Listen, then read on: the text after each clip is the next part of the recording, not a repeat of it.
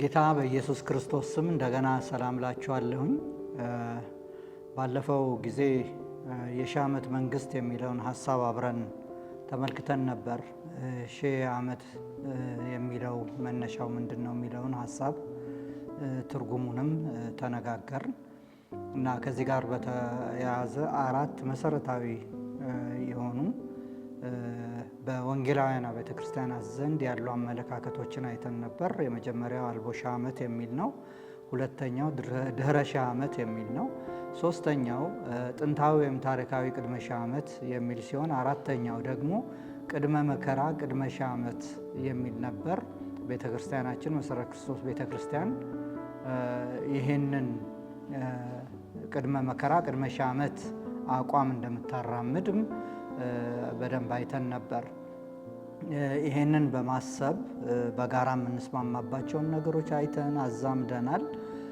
ከዚያ መነጠቅ የሚለውን ሐሳብ ነው አብረን ከዚህ ጋር አቀናይተን የተመለከት ነው። መነጠቅ ምንድነው የሚለውን ሐሳብ ተመልክተን ነበር። እንደገና ደግሞ የመነጠቅ ዋና ዋና መገለጫዎች ምንድናቸው ብለን ድንገተኛ ነው፣ አካላዊ ለውጥ ይከናወናል እና ትንሣኤ ሙታን ደግሞ ይፈጸማል የሚለውንም ሐሳብ አብረን አይተን ነበር። የመነጠቅ ጊዜንም ተመልክተናል። በተለይ ቤተክርስቲያናችን ቅድመ መከራ ንጥቀት እንደምታምን አይተን ነበር። ዓላማውን ስናይ ደግሞ የመነጠቅ ዓላማው ከቁጣው ለመዳን ከጌታ ጋር ለመሆንና አማኞች በምድር በሰሩት ስራ ያው ሽልማታቸው እንዲቀበሉ ለፍርድ እንደሆነም ተመልክተን ዝግጁ መሆን አለብን፣ መንቃት አለብን፣ ራሳችንን በንጽህና በቅድስና እየጠበቅን መመላለስ አለብን፣ በተስፋ መኖር አለብን። ይሄ ድንቅ ተስፋ ነው ተባብለን ነበር የጨረስነው። ዛሬ ደግሞ ትንሣኤ የሚለውን ንዑስ ርዕስ አብረን እንመለከታለን። ትንሣኤ ምንድን ነው ለመሆኑ? በተለያየ መልኩ ልናየው እንችላለን። በመጽሐፍ ቅዱስ ውስጥ ትንሣኤ የሚያመለክተው እግዚአብሔር ሰውን ከሞት የማስነሳቱን ተግባር ነው። በእርግጥ እንዲሁ በጥቅሉ ስንመለከተው ያንን ነው የምናየው።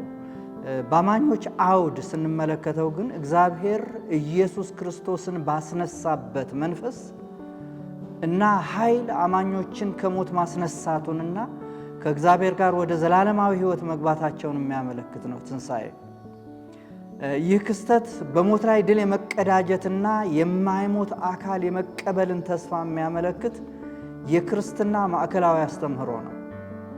ትንሣኤ ለአማኞች የዘላለም ሕይወት፣ አዲስ አካልና ከእግዚአብሔር ጋር ዘላለማዊነት ያለው የታደሰ ግንኙነት ተስፋ ነው። የከበረ ተስፋ። ትንሣኤ ለአማኞች የእምነታቸው ፍጻሜና የእግዚአብሔርን ክብር በቅዱሳን ሁሉ ፊት የመለማመድ ተስፋ ነው። ነገረ ፍጻሜን እንደ ግለሰብ ስንመለከተው የክርስቶስን ዳግም ምጽአት በመጠበቅ ሂደት አማኞች ሊጨብጡት የሚጓጉለት ዋነኛው ተስፋ ትንሣኤ ነው። ያለ ትንሣኤ ምንም አይነት ታሪክ የለም። አማኝ ሞት ጋር እየተጋፈጠ ሞት ፊት ለፊቱ ቆሞ እየጠበቀው እንደሆነ ቢያውቅም ትንሣኤ ግን ለአማኙ ታላቅ ተስፋ የሚሰጥ ጽኑ መሰረት ነው። ምንም እንኳ ሞት የማይቀር ቢሆንም ከትንሣኤ የተነሳ አማኝ ከሞት ስልጣን ነፃ እንደሚወጣ እርግጠኛ ሆኖ ነው የሚጠብቀው። ፊት ለፊታችን የሥጋ ሞት አለ፣ እውነት ነው። ግን የላቀ ተስፋ ስላለ ምንም አይመስለንም። ትንሣኤ አለ። ስሙ ብሩክ ይሁን። ትንሣኤ መጽሐፍ ቅዱሳዊ ነው። ብሉይ ኪዳን ተናግሮታል፣ አዲስ ኪዳን በዝርዝር አንስቶታል። በኢሳይያስ ምዕራፍ 26 ቁጥር 19 ላይ ስንመለከት ሙታን ሕያዋን ይሆናሉ፣ ሬሳዎችም ይነሳሉ። በምድር የምትኖሩ ሆይ ጠልህ የብርሃን ጠል ነውና ምድርም ሙታንን ታወጣለችና ንቁ ዘምሩም ይላል። እውነት ነው። ይህንን ስናስብ ዘምራለን፣ ሐሴት እናደርጋለን። በዳንኤል ምዕራፍ 12 ቁጥር 2 ደግሞ በምድርም ትቢያ ውስጥ ካንቀላፉቱ ብዙዎች ይነቃሉ፣ እኩሌቶቹ ወደ ዘላለም ሕይወት እኩሌቶቹም ወደ እፍረትና ወደ ዘላለም ጉስቁልና ይላል። ብሉይ ኪዳን በሆሴዕ ምዕራፍ 13 ቁጥር 14 ላይ ከሲኦል እጅ እታደጋቸዋለሁ፣ ከሞትም እቤዣቸዋለሁ። ሞት ሆይ ቸነፈርህ ወዴት አለ? ሲኦል ሆይ ማጥፋትህ ወዴት አለ ይላል።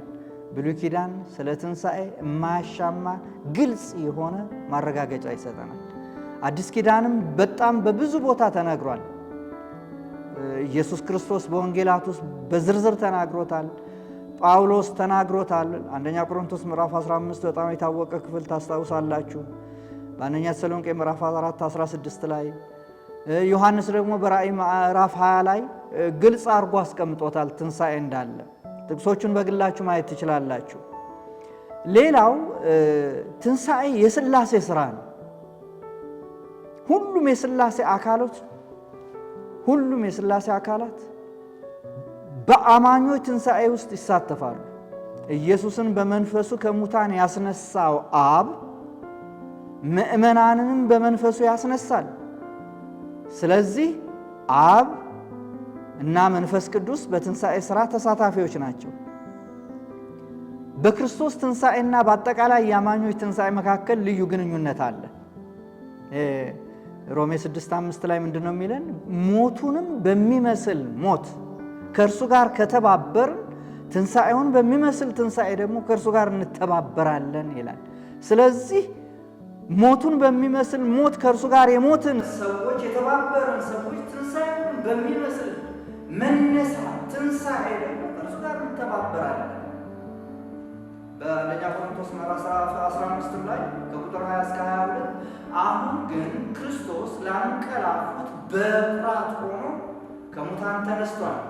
ሞት በሰው በኩል ስለመጣ ትንሣኤ ሙታን በሰው በኩል ሆኗል። ሁሉ በአዳም እንደሚሞቱ እንዲሁ ሁሉ በክርስቶስ ደግሞ ሕያው ይሆናሉና ይላል። ይህንን ስናስብ ከክርስቶስ ትንሣኤ ውጭ የአማኞች ትንሣኤ የለም ማለት ነው። ትንሣኤ ሙታን የሚረጋገጠው በክርስቶስ በኩል በማንም ማለት ነው። ስለዚህ አብ ወልድና መንፈስ ቅዱስ በአማኞች ትንሣኤ በቀጥታ ተሳትፎ አላቸው ማለት ነው። ትንሣኤ ሥላሴ ሥራ ነው የምንለው ለዚህ ነው። ሌላው ከትንሣኤ ጋር አያይዘን ልናየው የሚገባ አካላዊ ስጋዊ መሆኑ ነው። በጣም ብዙ የመጽሐፍ ቅዱስ ክፍሎች አሉ ይህን በተመለከተ። አካላዊ ትንሣኤ የመጽሐፍ ቅዱስ መሰረታዊ እውነት ነው። ቀደም ብለን እንደገለጽነው በክርስቶስ ትንሣኤና በአማኙ ትንሣኤ መካከል ያለው ልዩ ትስስር የአማኝም ትንሣኤ በአካል እንደሚሆን ማስረጃ ነው። ኢየሱስ ክርስቶስ በአካል እንደተነሳ እንደዚሁ አማኞችም በአካል ይነሳሉ። ሌላው ትንሣኤ ጻድቃንንም ኃጢአተኞችንም የሚያካትት ነው። የዳኑ ሰዎች የጻድቃን ትንሣኤ አለ፣ ያልዳኑ ሰዎች ደግሞ የኃጢአተኞች ደግሞ ትንሣኤ አለ። በአንደኛ ቆሮንቶስ ምዕራፍ 15 ላይ ብዙ ሐሳቦች ይነሳሉ። የመጀመሪያው ይሄ ነው። በመበስበስ ይዘራል፣ ባለመበስበስ ይነሳል። የማይበሰብስ አካል ነው። ሌላው የከበረ ነው። በዛው አንደኛ ቆሮንቶስ ምዕራፍ 15 ላይ ቁጥር 43 በውርደት ይዘራል፣ በክብር ይነሳል ይላል። የከበረ አካል ነው። ልዩ ኃይል የተላበሰ ነው። እንደዚህ ደካማ አይደለም። አንደኛ ቆሮንቶስ 15 እዛው 43ኛው ቁጥር ላይ በድካም ይዘራል፣ በኃይል ይነሳል ይላል። ሌላው መንፈሳዊ ነው። ይሄን በደንብ በግልጽ እንረዳው። መንፈሳዊ ነው ብለን ስንል አካላዊ ነው ስጋዊ ነው ትንሣኤ የሚለውን የሚሽር አይደለም። በአንደኛ ቆሮንቶስ ምዕራፍ 15 ቁጥር 44 ላይ ፍጥረታዊ አካል ይዘራል፣ መንፈሳዊ አካል ይነሳል ስለሚል ነው። መንፈሳዊ ባህሪ ያለው ነው።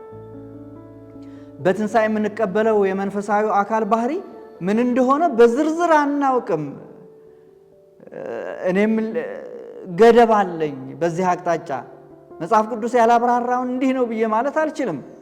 ነገር ግን አንድ ነገር አውቃለሁ። ኢየሱስ ለሰዱቃውያን እንዲህ ብሏቸው ነበር በማቴዎስ 22:30 ላይ በትንሣኤስ እንደ እግዚአብሔር መላእክት በሰማይ ይሆናሉ እንጂ አያገቡም አይጋቡም። ይህንን ታሪክ ታስታውሳላችሁ።